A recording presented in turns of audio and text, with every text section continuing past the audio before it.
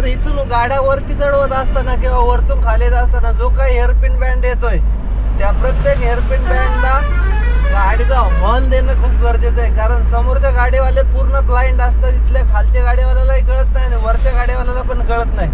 त्यामुळे इथं ती पद्धत वापरली जाते कंपल्सरी. हे ड्रायव्हरांनाच माहिती असतं. आता हे बघा, हा अतिशहाणा सरकारी गाडीवाला, काही गरज नव्हती पण बळच पुढे घालायचा. म्हणजे आपण मोठे रायडर, पण काय नाही मित्रांनो, एकदा जर वरतून खाली गेलं ना तर रायडरपणा सगळा निघून जातो.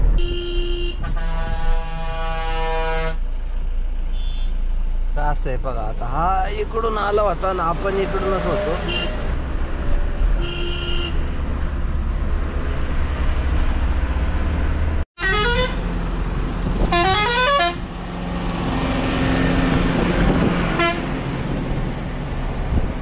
एक नंबर मित्रांनो, हत्ती दाखवतो मला.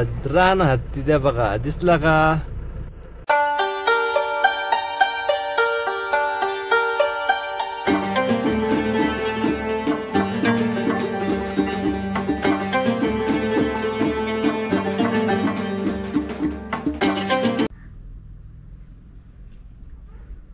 तर मस्त अशी आंघोळ उरकली आहे मित्रांनो. गाडीवरती पण पाणी मारून झालं, गाडी पण साफ झाली आहे मस्त आता.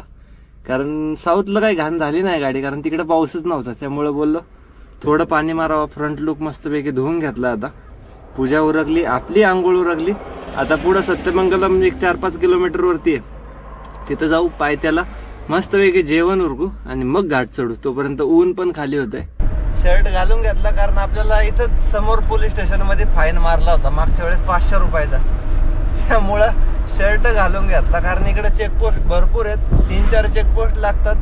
म्हणजे कर्नाटकचा पण आहे, तामिळनाडूचा पण आहे, डबल आहे. त्यामुळं आणि 20-30 रुपयाचे एंट्री आहेत मित्रांनो फॉरेस्टच्या इथं. तर त्यासाठी पैसे सुट्टे ठेवणं गरजेचं आहे आणि ते घेऊन येत चला. तर फॉरेस्टची पावती, त्यामुळं काय बोलता येत नाही आपल्याला, तर काही प्रॉब्लेम नाही. तेवढे सुट्टे आणून ठेवायचे आणि मग मस्तपैकी भवानी सागरचं धरण बघायचं. चालूच दिसतंय. आणि त्याच्यानंतर मित्रांनो आपलं सत्यमंगलम घाटात पोहोचायचं. तर समोरच सत्यमंगलमची डोंगर रांग. आता मस्तपैकी मंदिरापाशी थांबू जेवायला. चला मी दर्शन घेऊन येतो मस्तपैकी. तुम्ही लांबूनच दर्शन घ्या देवीच्या मंदिराचं. काम चालू आहे ऍक्च्युली सभा मंडपाचं आणि भरपूर मोठं असं मंदिर आहे.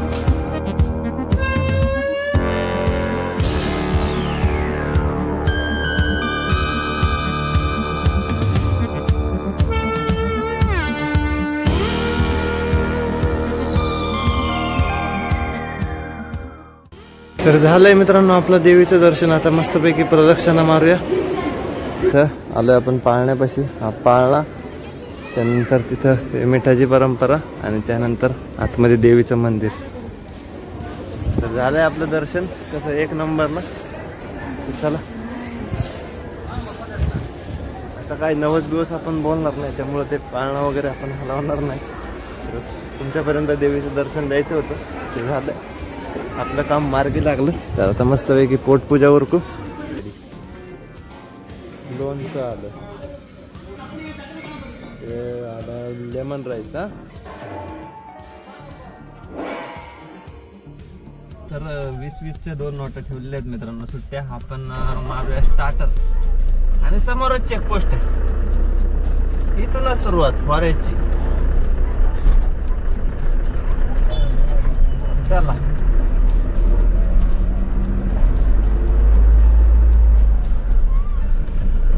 बघा समोर फॉरेस्ट चेकपोस्ट. त्याच्या पुढे तो कार्यकर्ता. त्याच्याकडून सुट्टे घेता येते ना आपल्याला.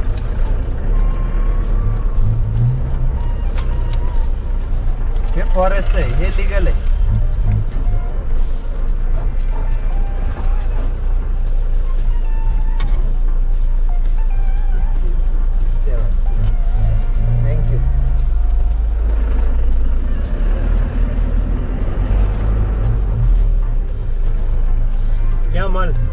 प्लास्टिक का box. Entry police entry regular. हा ना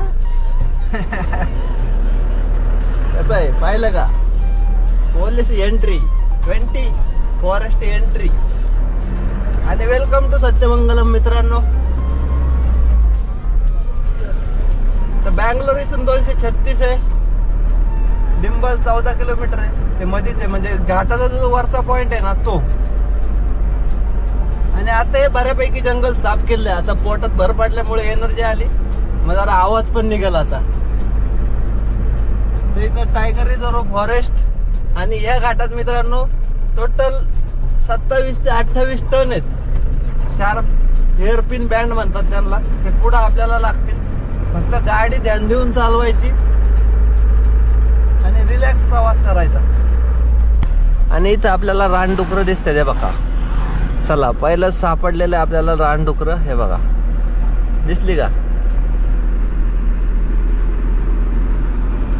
खाली झाले त्यामुळे प्राणी थोडे रस्त्याकडे निघण्याचे चान्सेस जास्त आहेत, त्यामुळे ब्लॉक शेवटपर्यंत बघा. आणि रानडुकरं आता पाहिले असतीलच, तर बघू अजून काय काय बघायला भेटतंय. माकडं, हरणं, मोर. आणि हे आहे टायगर रिझर्व फॉरेस्ट, पण टायगर काही कधी दिसत नाही. आणि असला टायरांचा वास येतो इथं, कारण हे गाड्या घाट उतरून आल्या ना लोडच्या, फुल त्यांचे डिस्क गरम झाले असतात. त्यामुळं घाट एकतर चढायच्या आधी तरी गाडी शांत ठेवा, नाही तर गाडी उतरून आल्यानंतर शांत ठेवा. पहिले हे ओपन होतं बरं का, इथं गाडीवाले सगळे पार्किंगला थांबायचे, पण आता तिथं दगडी टाकलेत, स्टॉपर टाकलेले आहेत, त्यामुळं आता इकडं काय गाड्या लावायला चान्स नाही. डायरेक्ट मोकळ्या फॉरेस्टला गेल्यावरतीच गाड्या लावता येतात. आणि हे भरपूर मोठं फॉरेस्ट आहे. तर समोर आपल्याला त्या पॉईंटवरती जायचं. आता हा डोंगर आहे ना, ह्याचा थोडा डिम. आणि हे बघा इथं जंगल सफारी आहे का बघा, सगळे पोलीस अधिकारी वगैरे काहीतरी झालं असेल त्यामुळे ते थांबलेत. असे मस्तपैकी आता आपण सगळे टर्न कव्हर करत करत वर जाऊया. कसा वाटतोय? एकच नंबर. टेम्परेचर कडे लक्ष द्या मित्रांनो इथं बरं का, गाडीचं चढत असताना. आणि घाट चढून वर गेल्यानंतर गाडी लगेच बंद करू नका, हे पण लक्षात राहू द्या, नाही तर कुलंट बॅक मारायचे चान्सेस जास्त आहेत.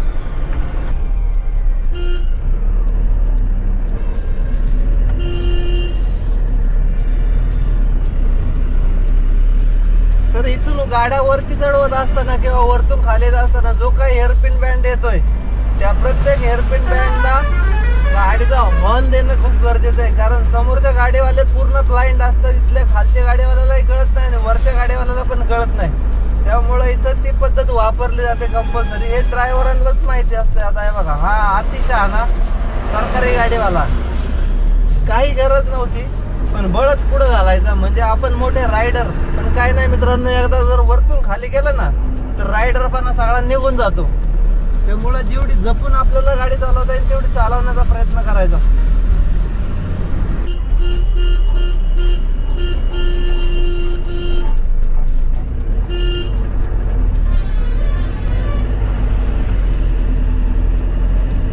याला कोणी परमिशन दिली? 6 टायर आहे म्हणून भेटली 21 फूट कंटेनर, 22 फूट कंटेनर.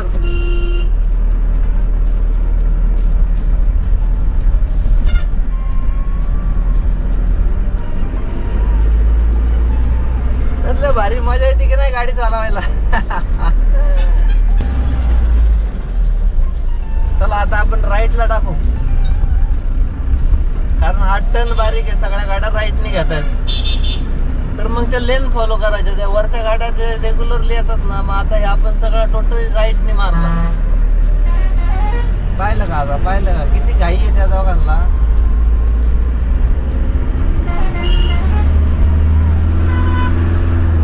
हम भी क्या कम गुड़ के चेले थोड़ी ना है.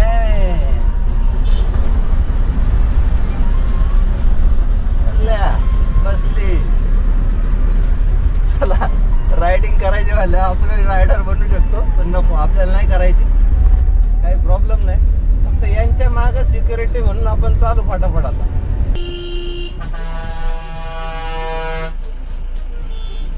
आता असं आहे बघा, आता हा इकडून आला होता आणि आपण इकडूनच होतो, त्यामुळे आता आपण राईट मारू, तो आतून जाईल.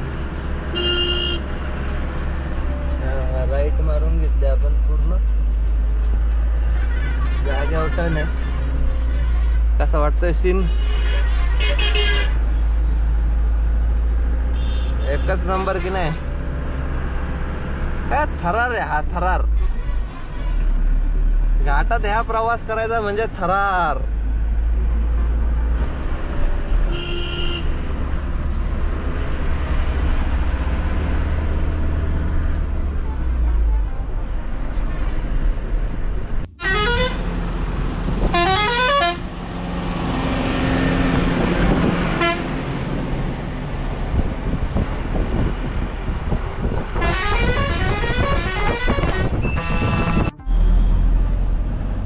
तर आलोय मित्रांनो आपण वरती घाट चढून. टोटल गाड्यावाल्या इथंच थांबतात, चहा पाणी घेतात आणि मग पुढे जातात. आणि फायनली मित्रांनो हा शेवटचा चेकपोस्ट, RTO चेकपोस्ट कर्नाटका एंट्रीचा. कोणाचं कुत्र्याचं पिल्लू आलंय.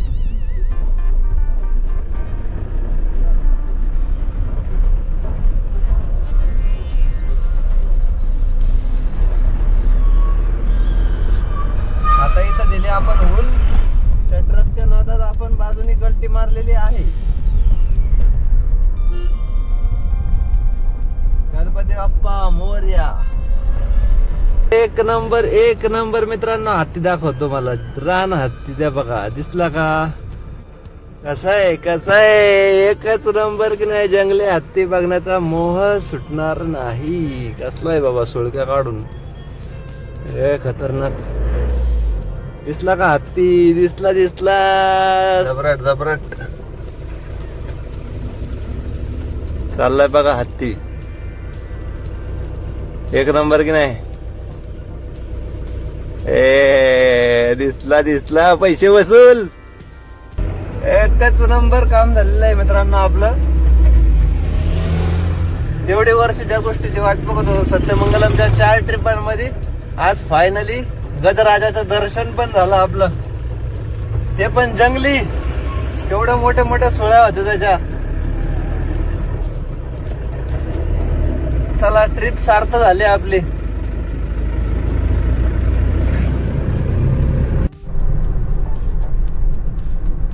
सत्यमंगलम चढून वर आल्यानंतर मित्रांनो चामराजनगर लागतं. आणि चामराजनगर वरतून आपल्याला 2-3 रोड आहेत जे की डायरेक्ट NH4 ला आणून सोडतात. तर पहिला रोड नेतो आपल्याला वाया म्हैसूर हिरियूरला.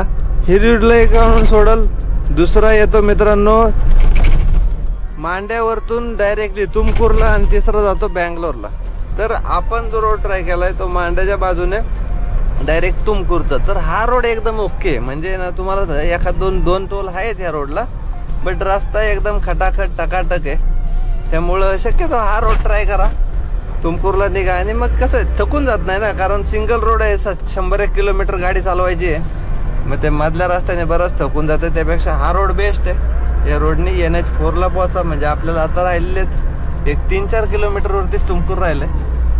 आपण पोहोचलोय. रात्रीचे 9:08 झालेत. मध्ये डिझेल भरायला थांबलो होतो. तर आता हायवे लागल, मग तिथून जेवायला थांबू. तर रात्रीचे 10 वाजलेत मित्रांनो. थांबलो आपण जेवायला.